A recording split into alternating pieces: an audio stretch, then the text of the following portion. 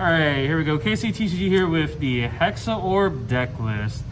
We're gonna go basic. This is the ride line, the 0, 1, 2, and 3 from set 1. Nothing should change about this in my opinion. It's just very solid unless you don't want to counterblast to draw for Pentagleam.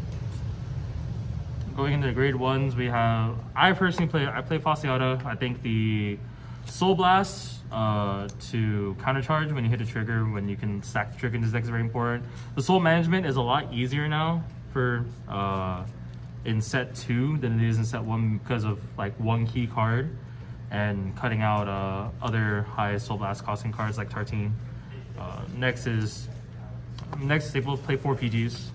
Play this in every deck, probably. The last most important card of the deck is, what's her name again? Is a Die-Class Sorceress. She builds you a board. She can Soul Blast for power, honestly. Wait, does she? No. I'm thinking of Volbeat. Counterblast 1, ditch 1, you know, look at top 2 cards, figure out your triggers, call a board, stack your deck even more at Hexaorb.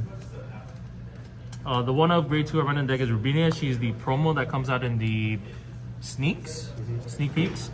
I play her because even though she eats a counterblast, you can dig one more card deeper into the deck where you know what your stack is, and she actually trades back in for 1 soul that Fasciata can countercharge for.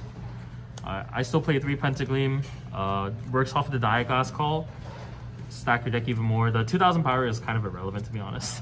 It's just always on what the top card of your deck is.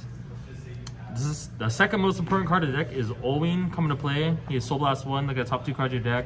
The fact that you can put him anywhere between top and bottom is the most important part of this deck. The Counterblast 1 to get 10k when you hit a trigger is actually relevant in some matchups, but you use that a lot less often because I still play the pistol in this list, as you're about to see. I think the most resource important card of the entire deck is the reason why I cut Fasado is Octa-Devote Sources. Effect is, you know, when you hit a trigger, as long as you're on Hexaorb, you can retire her to either counter charge 1 or soul charge 1. Really important again for Fasciata and other plays with Lepisto into your battle phase. Speaking of, play 3 Lepisto, best battle phase card in the deck. I don't play Fasciata because of this. I don't trust in the on hit power anymore. I just go for high pressure on every Persona Ride turn, and even if you don't Persona Ride, just knowing that you find a trigger makes it really scary.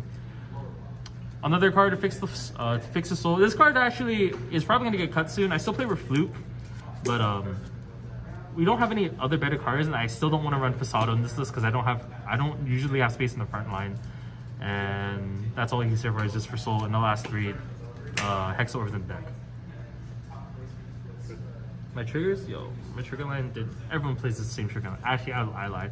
I play 5 fronts in this deck, actually. I will play 6, but I was playing draws before, but then I changed those to 2 crits. I'm still testing out the trigger line, but I think front is more important than crits in this deck because you have a lot of attack pressure, and eventually crit pressure doesn't mean anything, and front pressure matters a lot more. And then, like I said, I play 6 crits.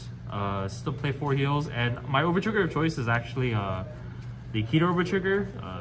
I'm playing this because it just allows for better advantage over the generic double 100 mil, but there's like a lot of testing to be involved between which one. But I believe this is the best choice for Hexaorb for the time being until we get different cards.